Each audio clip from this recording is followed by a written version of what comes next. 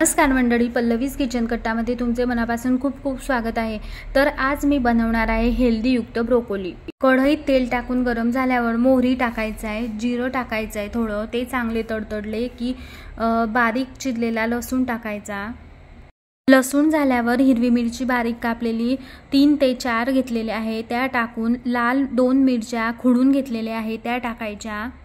चांगले मिक्स करून एक मध्यम साईजचा कांदा घेतलेला आहे तो बारीक कापलेला तो टाकला। चवीप्रमाणे मीठ टाकून चांगले मिक्स केले।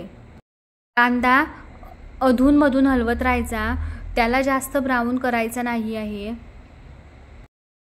कांदा झाला आहे, यात आता थोडी हळद टाकायची, थोडी धणे पावडर, जिरे पूड, गरम मसाला टाकून चांगले मिक्स करून घ्यायचे आहे।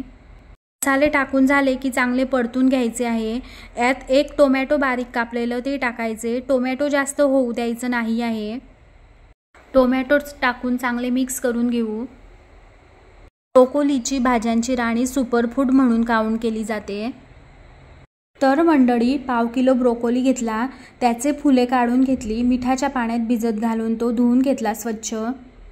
ब्रोकोली टाकायचा आहे।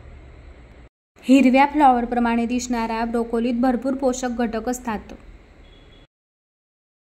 ब्रोकोली टाकून झाला आहे, चांगला मिक्स करून घ्यायचा आहे। मिक्स करून झाल्यानंतर झाकण ठेवायचे आहे वाफ काढण्यासाठी। झाकण काढून घेऊ, वाफ आली असेल चांगले मिक्स करून परतून घ्यायचे आहे। ब्रोकोली जास्त शिजायला वेळ लागत नाही, अगदी पटकन शिजून जाते ती।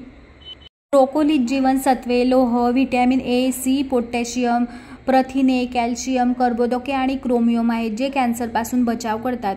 भाजी चांगली परतून घेतली की अद्रक टाकायचे आहे बारीक कापलेले, यामुळे खूप छान फ्लेवर येतो। मस्त हिरवीगार कोथिंबीर टाकायची।